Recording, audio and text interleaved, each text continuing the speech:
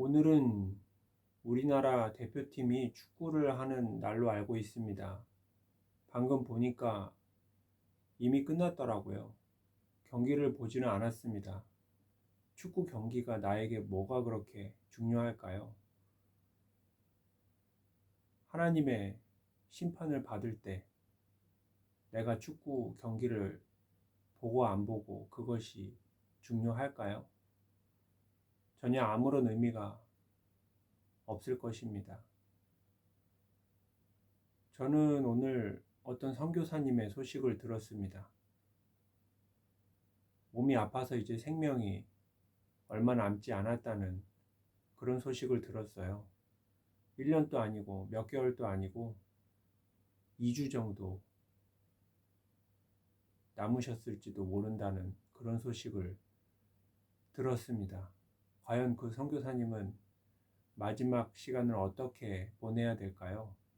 물론 하나님께서 그 선교사님을 책임져 주시겠지만 과연 마지막 순간을 어떻게 준비하고 맞이해야 될까요? 그리고 우리들은 남은 시간을 어떻게 보내야 될까요?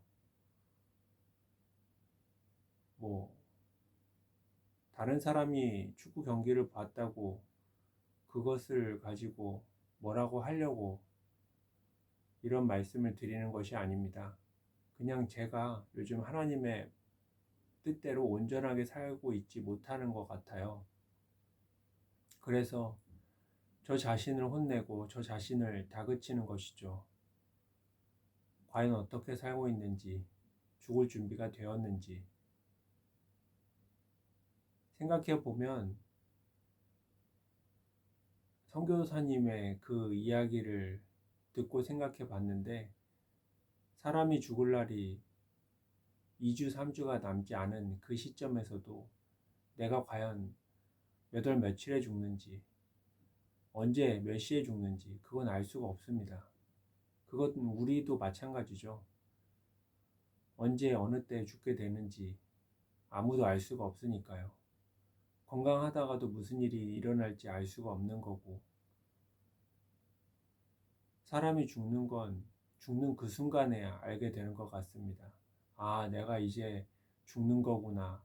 이 시점이 되었을 때는 내가 아무리 뭘 하고 싶어도 할 수가 없는 그런 상태인 거죠.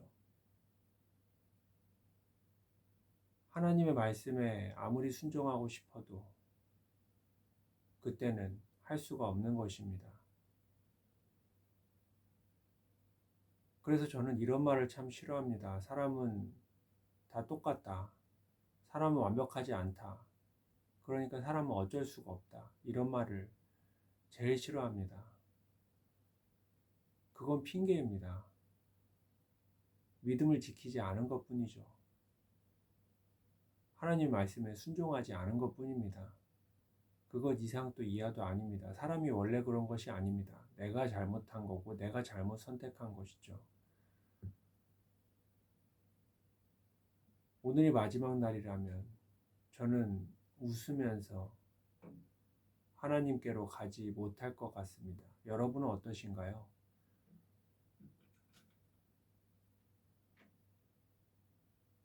우리가 언제 죽더라도, 지금 당장 죽더라도 죽을 준비가 되어 있었으면 좋겠습니다. 하나님께 웃으면서 갈 수 있었으면, 그랬으면 참 좋겠습니다.